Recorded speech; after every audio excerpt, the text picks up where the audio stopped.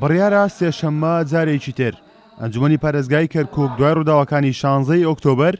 کۆ ببێتەوە و کۆبوونەوەکەش لە بینای ئەنجومەنی پارێزگا بەڕێوە دەچێت. ئێمە هەر لەسەر داوای بەڕێز سەرۆکی ئەنجومەن بە وەکالەت بە کۆبوونەوەی سبەینێکە هەتاکو ئێستا ئاگادار نەکراوینێتەوە لە هیچ شوێنێکی کە و بە فەرمیش ئێمە هەموو کاتێک کۆبوونەوەی ئەنجومەنی پارێزگای کەرکووک لە باڵەخانەی ئەنجومەنی پارێزگای کەرکووک ئەنجامەدرێ و ئێمەش هیوادارین سبەینێ ئامادە ئەبین بزانین ئاسەکان لەکوێ و چۆنچۆنی کۆبوونەوەکە ئەنجامەدرێت و وەک هەر کاتێکی ئاسایی هیوادارین بگەینە ئەو ئاسایی کە بتوانین نساب تەواو بکرێت و هەموو ئەو برایانەش کەوا تێبینیان هەبوو لەسەر بابەتەکان ئامادە بن لە کۆبوونەوەکە بە تایبەت لەبەر ئەوەی سەرۆکی ئەنجومەن خۆی داوای بە فەرمی داوای ئەم کۆبوونەوەی کردو یعنی لە هیچ لایەنێکی کە داوا نەکراوە لەبەر ئومێدەوارین سبەینێ بتوانین بە یەکریزی بە تۆکمەیی بچینە کۆبوونەوەی ئەنجومەنی پارێزگای کەرکووکەوە. پرسی ئەنجومەنی پارێزگای کەرکووک بۆ یەکێک لە پرسە گەرمەکانی شەقام لە کاتێکدا کە نوێنەرانی عەرەب و تورکمان لە ئەنجومەنی نوێنەرانی عێراق داوای هەڵۆشانەوەی ئەنجومەنەکە دەکەن لە هەمان کاتدا نوێنەرانیان لە ئەنجومەنی پارێزگا بە توندی هەڵۆشانەوەی ئەنجومەنەکە ڕەت دەکەنەوە و بەمەرج بەشداری لە کۆبوونەوەکەی سێشەممەدا دەکەن. عقدت الكتلتين التركمانية والعربية في مجلس محافظة كركوك جلسة تشاورية وتم التوصل. ئێمە ئەندامانی هەردوو لیستی تورکمان و عەرەب لە ئەنجومەنی پارێزگای کەرکووک ڕەزامەندی خۆمان دەربڕیوە بۆ بەشداریکردن لە کۆبوونەوەی سێشەممەی ئەنجومەنی پارێزگای کەرکووک بۆ مەرجەی کۆبوونەوەکە لە تەلاری ئەنجومەندا بکرێ و لە کۆبوونەوەکەدا تاوتوێی پرسی لابردنی سەرۆکی ئەنجومەنی پارێزگا بە وەکالەت بکرێ و کەسێکیش بە وەکالەت لە تورکمان ڕاستپێردرێ بۆ سەرۆکایەتی کاری ئەنجومەن بە شێوەی کاتی و بۆ ماوەی یەک مانگ.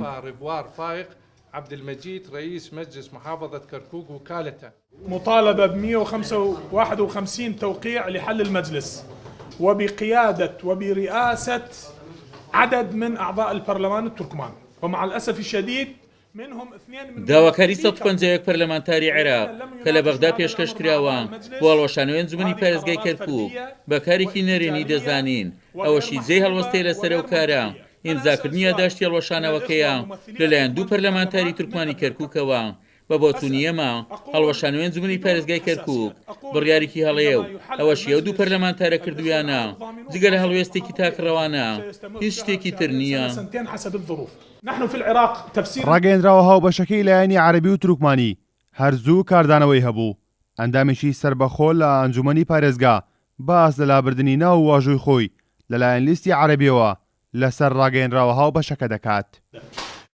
اليوم عقدت الكتلتين العربية والتركمانية اجتماعها. من ئەمڕۆ لەگەڵ لیستەکانی عەرەبی و تورکمانی هەڵوێستم وەرگرت و هەڵوێست بووم کە دەبێت کۆبوونەوەی ئەنجومەن لە کەرکووک بکرێت بەڵام بۆم دەرکەوت کە ناو و ئیمزای من لەسەر یاداشتەکە سڕاوەتەوە لەبەر ئەوەی من وەکو لیستێکی سربەخۆ کارم کردووە لابردنی ئیمزای من لەسەر ئەو هەڵوێستە پێچەوانەی یاسایە و کوتلەی عەرەبیش لەوە بەرپرسیارە.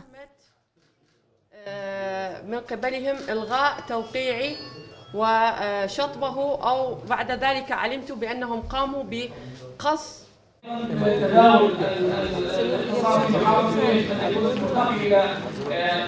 کۆنەبوونەوەی ئەنجومەنی پارێزگا لە دوای ڕووداوەکانی 16 ئۆکتۆبەرەوە و برارەکانی پێش ئەو وادەیە ئەنجومەنی خستوەتە ناو کێشە سیاسیەکانەوە بە جۆرێک لە نێو خودی پێکاتەکانیشدا هاوڕانین لەسەر مانەوە یاخود نەمانەوەی ئەنجومەنی پارێزگای کەرکووک. کارۆن محەممەد، کورتساد نیوز، کەرکووک.